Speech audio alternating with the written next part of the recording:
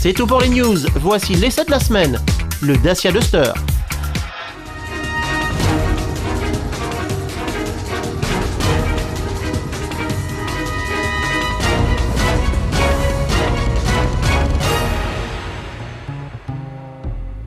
Qui aurait pu penser qu'après avoir été racheté par Renault en 1999, Dacia connaîtrait à ce jour un tel succès ? Après la Logan et la Sandero, voici que la marque franco-roumaine s'attaque au segment des SUV, avec toujours cette même philosophie low cost qui fait le bonheur des familles à petit budget. Sa dernière trouvaille, le Duster, un 4x4 au look séduisant qui puise dans la banque d'organes de Renault-Nissan et qui se négocie, tenez-vous bien, à partir de 125 000 dirhams, sans transmission intégrale. On ne peut pas tout avoir non plus. Un 4x4 low cost, oui, mais un 4x4 qui en jette. Le Duster, c'est avant tout un physique vraiment sympa. Sa face avant dégage une impression de robustesse, avec de grands feux à double optique, sa calandre imposante et son bouclier très enveloppant. Sabots de protection avant que l'on retrouve également à l'arrière, hanches larges abritant de grandes roues et garde au sol conséquente, le Duster dispose d'une vraie panoplie de baroudeurs pour s'attaquer aux pistes les plus accidentées.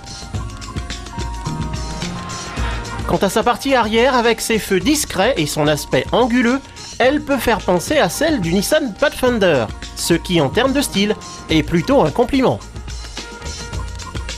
Low cost ne veut pas dire qualité de fabrication en baisse, on le savait déjà avec le Sandero, on en a la confirmation avec le Duster.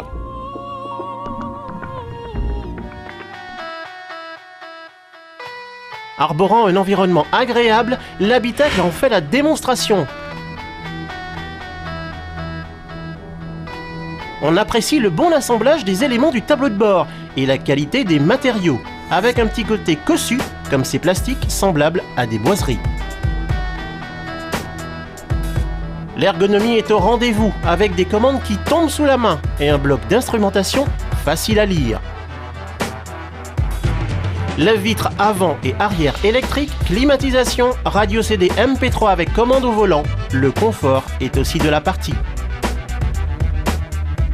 Le conducteur trouvera facilement ses repères dès lors qu'il sera acclimaté à la position de conduite surélevée. L'habitabilité y est satisfaisante, d'autant que le Duster peut accueillir sans problème 5 personnes. Quant à son coffre modulable de 408 décimètres cubes, il peut atteindre 1570 décimètres cubes en abaissant le dossier de la banquette.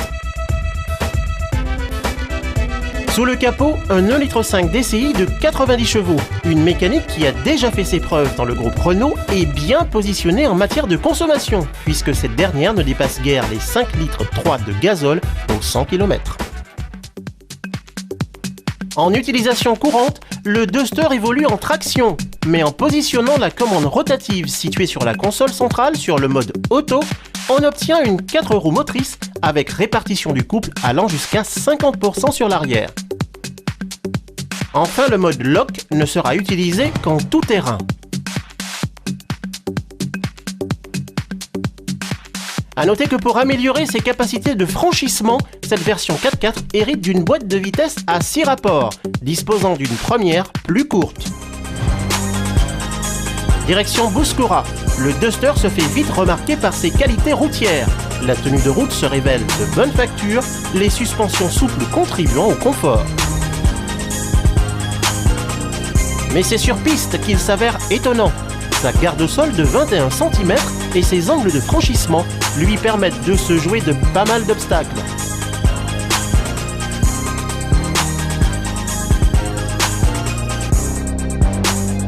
Par endroits plus défoncés, pas de problème non plus. Sa transmission intégrale lui permet de se sortir des situations les plus difficiles. Au bout du compte, le Dacia Duster est un véhicule d'une rare polyvalence.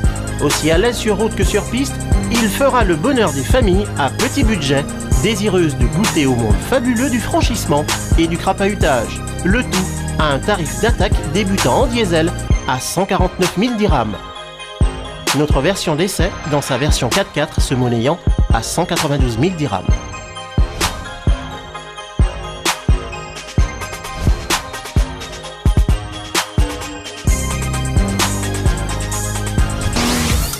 C'est à